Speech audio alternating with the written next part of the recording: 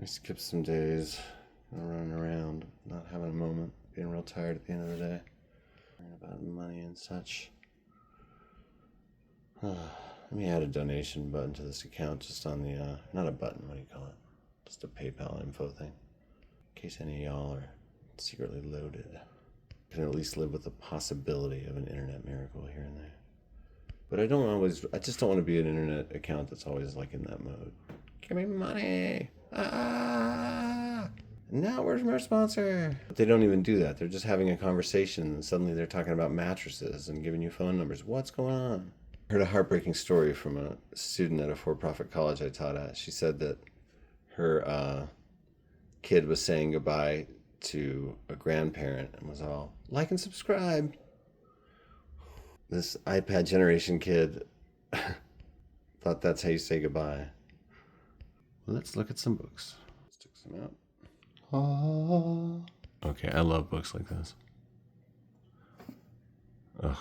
Though I am haunted by that in The House Made of Dawn that I read for the paperback project, and which was a great novel by N. Scott Momaday, that it's kind of allegorical in a lot of ways. And the character, this white woman who kind of represents whiteness in the story, at the end, she ends up living and having this baby that she was pregnant with before she hooked up with the main character. And the kid is white and loves Native American lore, as if to say, that's the fate of the Native people in America. They'll be completely displaced, but fondly remembered and mythologized. Dark stuff. But then here I am wanting to read about that. And honestly, paradoxically, if you didn't care about any of that stuff at all and you didn't want to read about what came before European conquest of the continent that you live on, I don't know, it seems kind of unappreciative. You know, you should want to know and understand who this land belonged to for so long. And, you know, might be a controversial take, but I ultimately believe the land belongs to no one. No human ever. But it certainly belongs to indigenous peoples more than to subsequent conquering people. New revelations of America before Columbus. I believe, I want to say this author did a follow-up to this that some people considered fringe, because it talked about Chinese anchors being found off the coast of California and things that skeptical archaeologists considered debunked. But also, of course, people traveled around forever ago and have been traveling around. It's not that hard to, like, get a log and float on it, you know? I mean, yeah, you could die doing it, but put some supplies on there and a shade and, you know, Australia got populated somehow, like 50,000 years ago? A long time ago? That was no, like, complex sailing ship, probably. That was something real basic, I bet. And there's some really interesting things, like the Mandan tribe of Montana having blue eyes. Were they a lost Welsh expedition? Or these stone towers in Alabama? Or these Iberian runes written inside a cave on Navajo Mountain in Arizona? Anyway, before the arrival of Columbus, this looks great. There was a Vogue for these, I remember. I remember a professor recommending this. But I don't remember who the professor was, what the class was, anything else. A Bridge and a Half in Bridgie, Leningrad. I think about that travel elegy poem from Wisława Szymborska all the time. I love how she describes memory as it is. So this is old enough to use Indian. But sometimes, like, even progressive modern people will use that term when they're talking about the historical figures in the past. And I got to tell you, middle schoolers do not understand that nuance. I've had so many times, like, reading some middle school textbook with a class where they're like, this book's racist. No, it's just old. So yeah, it's racist. Probably. No, not this one. This book's not that old. Correspondent for Science in the Atlantic Monthly. Written about physics, endangered species. Edited Best American Science Writing and Best American Science and Nature Writing. Those are cool. I've read a couple of those cover to cover. My younger sister we used to get those every year and read them at the same time. We were on a big science kick, post-religion. New Revelations of the Americas before Columbus. Well, yeah, you gotta love books like this. Hope there's a chapter on the Atlatl. Great Law of Peace. Talking Nuts. The syphilis exception. Oh, this explores whether syphilis came from the Americas. Payback to the conquistadors. One candidate was nominated. Syphilis. Oh. I was traveling on the res this summer with that summer camp I was working at. I read in the Gallup Independent that syphilis is like at an all-time high in New Mexico, and especially in northwest New Mexico. Yikes. I hate when old-timey diseases come back. It's a shame it means what it means, because it would be a very beautiful name. Syphilis. Did Columbus bring the disease from the Americas, as the timing of the first epidemic suggests? It had three main arguments to support an affirmative answer. Whoa! 1491. Yeah, I want to read this. I like books like this. People get negative and snooty about like pop books, but pop just means explained clearly so that the popular masses who aren't trained in this or that field can get the information.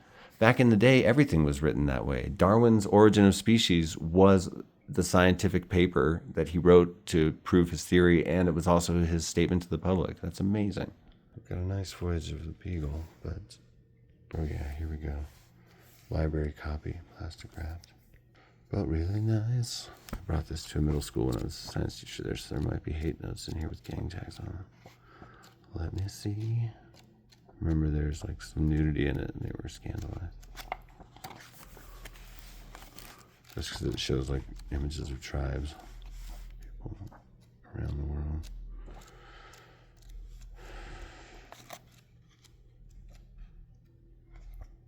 That's it.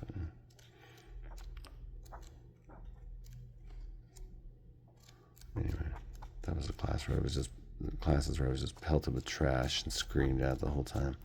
They would hide speakers in the walls and cupboards and stuff to blast gangster music from their phones, from these hidden speakers, and like, by the end of every class, everything would be so tagged up, and then I'd Google the gangs and the Instagram handles and things written on the walls, and like, whoa.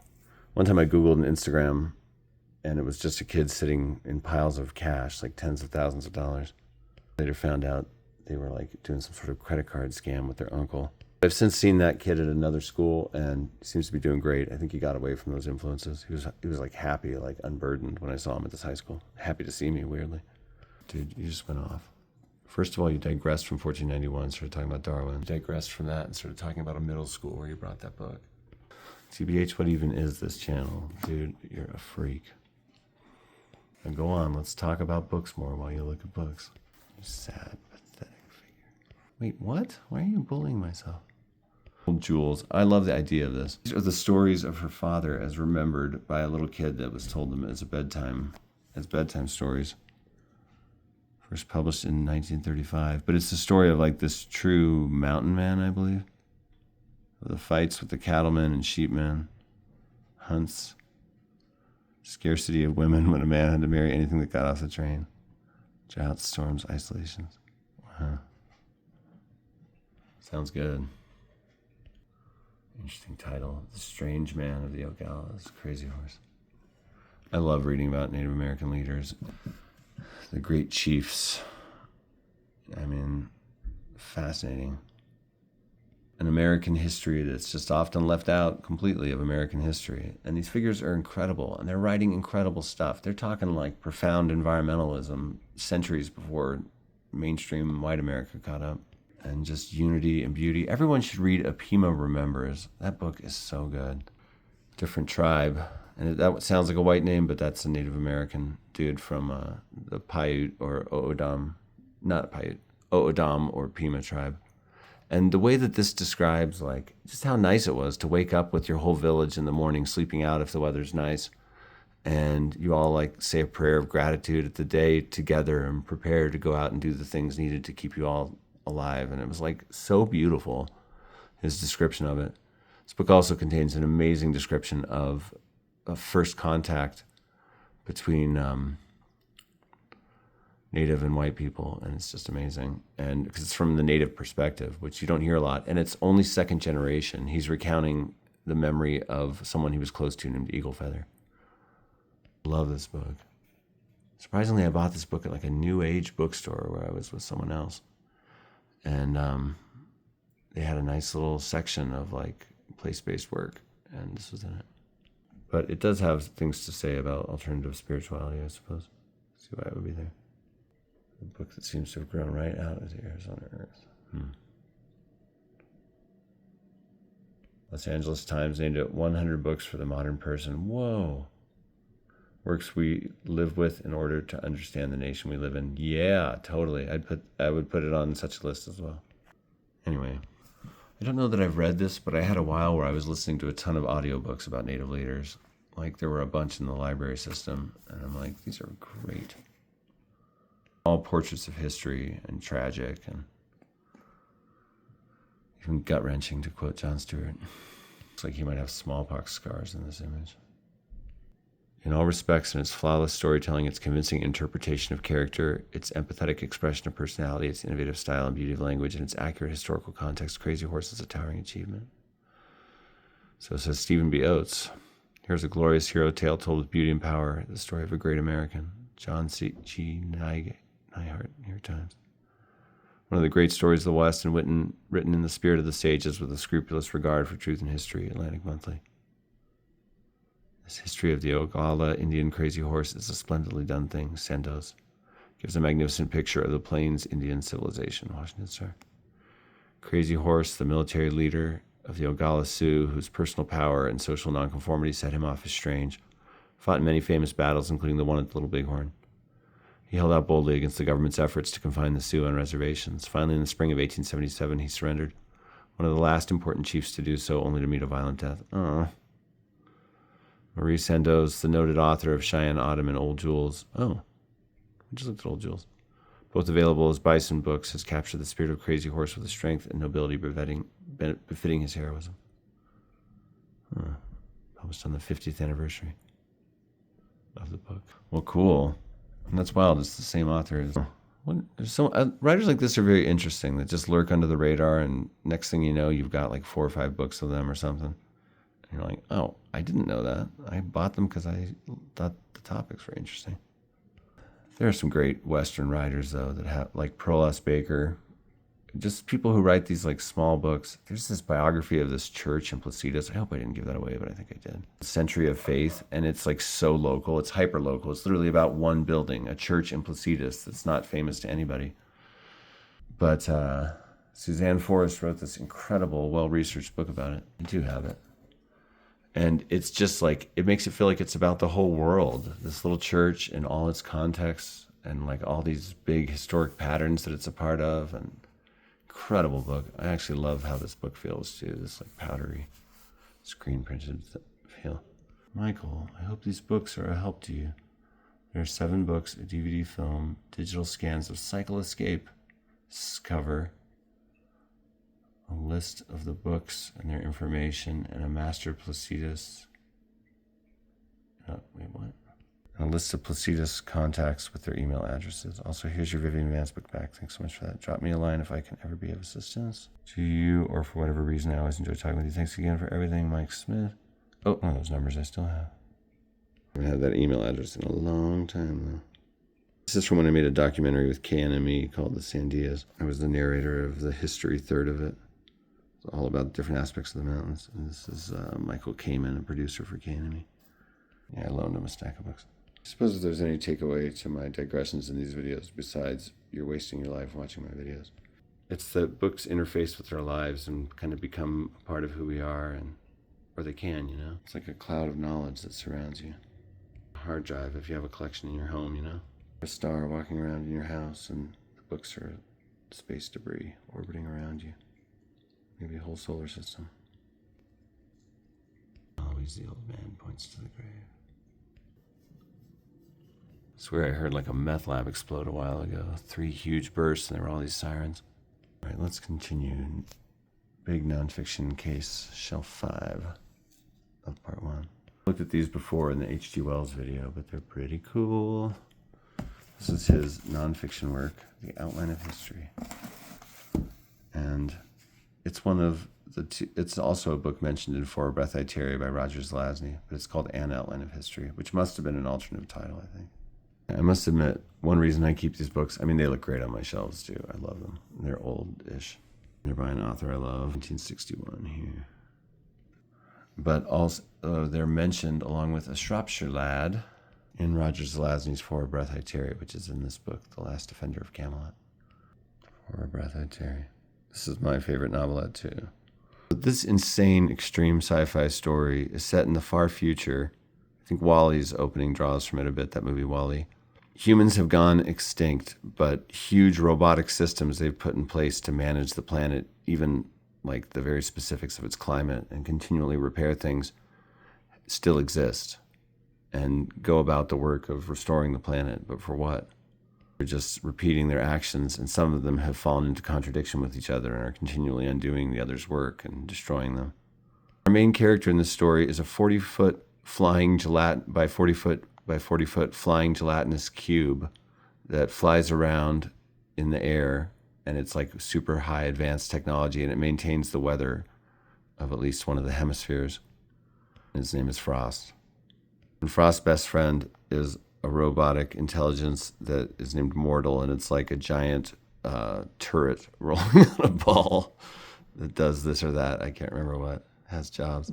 But Mordell ends up bringing human artifacts to Frost because Frost really enjoys seeing them and wondering about humans and what they were like and how they were different than them. Because yeah, he's like a god-sized intelligence, and many of these other artificial AI like beings running the world are. Humanity's like unfathomable to them. The day that Mordell, that's the rolling turd on the ball, okay, returned, he brought with him an outline of history and a Shropshire lad. Frost scanned them both, then he turned his attention to Mordell. Have you have time to impart information? Yes, said Mordell. What do you wish to know? The nature of man. Man, said Mordell, possessed a basically incomprehensible nature. So I love For a Breath I Tarry, so that's an extra reason why I keep these. In fact, I might start specifically collecting just the things mentioned in that story. That would be an interesting little book collection. And read them all and see what it adds to the story. I might adapt that story into a movie someday. I think about it. If I ever get a big budget movie making opportunity. The career I really would love to have would be half making films and half writing books. Especially writing books, but I would do want to make movies too. Write and direct, like indie movies, like Linklater or John Sayles. I've read most of this book. Man, I spilled coffee all over this. What? Wouldn't have featured Jackson so prominently.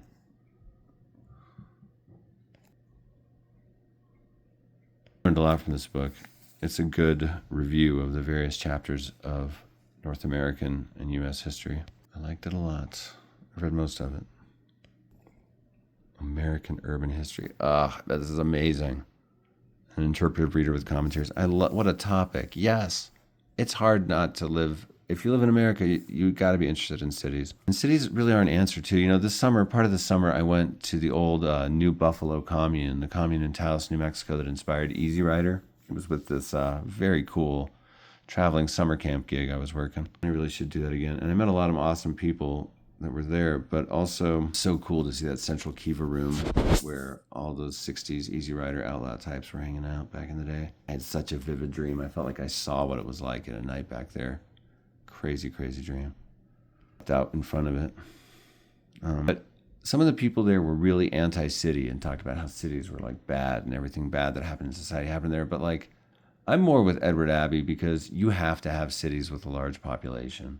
You have to. It's actually the best solution. Like New York City is actually very green. If you look at like the carbon footprint of New York City, it's very low. Everything is concentrated and everyone walks. Abbey kind of painted a picture of like gleaming cities in the desert and a lot of wilderness left alone. A city is a challenge. It's like an interesting, problem that needs solved. I mean, it could be made better, but people don't even think of it that way. I'm like, what do we do to fix Albuquerque? Got to get rid of fentanyl somehow. Got to clean up Central. Got to address homelessness directly. Just give people apartments. Go England on it, figure it out. Seriously, if the rich won't pay a little higher taxes or whatever to just solve this problem, then people I've talked to just avoid Central. They just don't drive it. Oh, I never drive it. Well, then you're sticking your head in the sand a little. Urban planning, urban history, the reality of cities is a great topic. And I've often been into psychogeography, and that has a lot of overlap with just geography, which this looks kind of adjacent to. Looks like a good time. So. Now, this is a very interesting topic. I had often wondered about this. Like, what was that transition like after World War II? You know, for Germany and Japan. And I have a book on Japan at that time, too, called Embracing Defeat. These two books would go really well together because they're both about the end of World War II and these countries that, you know, had fought it and led it and what they had to do. I mean, Japan had a whole like emperor worshipping cult, basically. All of a sudden, he's legally declared not the emperor anymore. And Germany had to be doing a walk of shame, you know.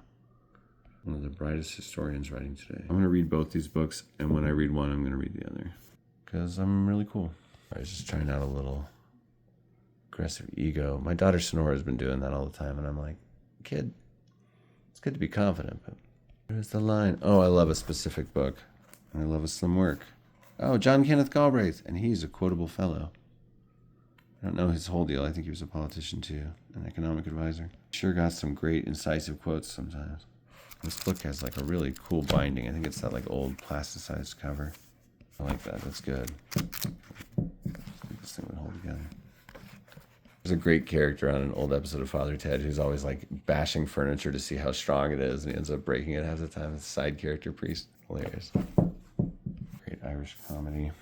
A sometimes problematic showrunner. Yeah, I love stuff like this, and I'm always thinking like I gotta know that so that I can add those elements to my work. I definitely have essays that go into that with those kind of elements. That's why I keep The Secret House too. I forgot I moved this one to science. It took me a minute. Like I wrote an essay called The Speed of Grass, The Speed of Us, that was a description, kind of like a frozen tableau type description of 1/60th of 1 second, the amount of time it takes to take a digital photograph. Like what actually happens, what motion goes on during that time. So I had to research like microbes and stuff. How fast does grass grow in 1/60th of 1 second, you know? How far does light travel? I found all that stuff out. And I know I'll write other things that draw on this. I can hear that cat meowing outside. No wonder the cats are so interested. The cat just ran down the stairs. It was orange and white. He may be a neutered male pining for these two spayed cats. Maybe he just wanted the porch food and water refreshed. We feed the neighborhood kitties. Beards. Oh, this book looks amazing. I mean, design-wise, yeah, basic. But, whoa, the ancient historians, what a great topic. I don't know how you wouldn't be interested in that. Herodotus, Plutarch, I think I gotta read you, sir. Keep thinking about how he said he didn't want to move away from his small hometown because he didn't want to impoverish the place by even one person. I'm like, that is just a sort of local love that doesn't really exist anymore. Or it does. People really have allegiance to Albuquerque. I've had some conversations where people get scandalous at the thought of ever moving away. But no, you gotta stay and represent Albuquerque. So maybe they do have the same thing.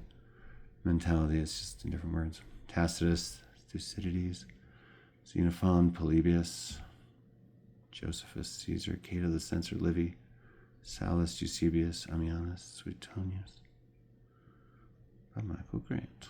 Good fortune will elevate even petty minds and give them the appearance of a certain greatness and stateliness as from their high place they look down upon the world.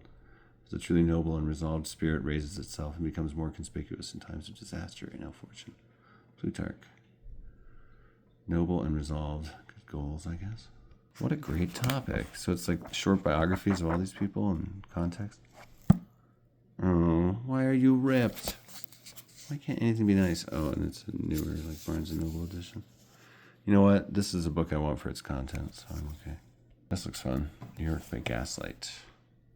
And other urban sketches. No, it's an 1850 book? Or it's a description of 1850. Both. This explores the seamy side of the newly emerging metropolis of New York. The festivities of prostitution, the orgies of pauperism, the haunts of theft and murder, the scenes of drunkenness and beastly debauch, and all the sad realities that go to make up the lower stratum, the underground story of life in New York. Whoa. Sounds good, and I like how this book looks. It doesn't look like a lot of books in my collection. This I read a couple of times for research, and it's very interesting. Raymond Moley was FDR's I don't know, some advisor or something or other. Oh, speechwriter, and he co-wrote the "We Have Nothing to Fear But Fear Itself" speech, and this is all about that speech. But Raymond Moley was an editor of Carl Taylor, the writer who was murdered in 1936, right before this book was published.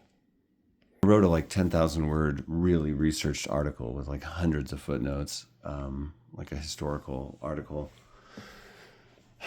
Got super into that 1936 murder and its aftermath. And it became apparent to me that the killer, Modesto Trujillo, actually kind of had been a penitente.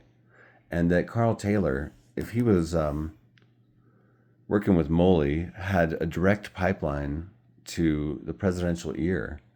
And found at least one mention of a rumor. It was in an oral history, I think one in the possession of the East Mountain Historical Society. Moley had brought words from the Roosevelt administration to, quote, keep an eye on the penitentes. I don't know about quote, but basically keep an eye on the penitentes.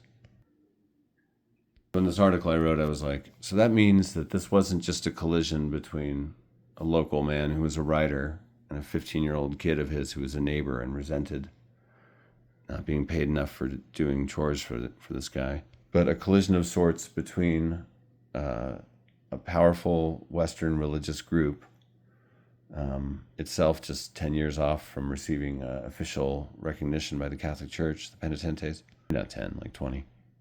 No, maybe less. I can't remember. I need to re-listen to those podcast episodes. If you listen to episodes 2 and 3 of City on the Edge, my Albuquerque history podcast I do with 2 others, now there's over 100 episodes, but if you go way back to episodes 2 or 3, it's that 10,000 word article I wrote, read, and discussed. It's a form of that article. I've revised it so many times. But then that means that it's not just a collision of individuals, it's a collision of forces, one representing the government and one representing, a Catholic presence in New Mexico. Anyway, controversial. It set a religious teacher off that was in that paper. I brought it to a creative writing class. But it's still an interesting story just at a physical, basic level too, But when you write about things with historical context, you want to take the biggest picture possible. All right, gonna put those back, but there's still more to look at in another video. All right, take care.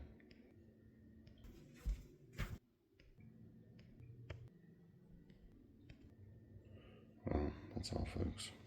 May the plants beam you positive telepathic messages as they do to me. All right. Take care, everybody. Later.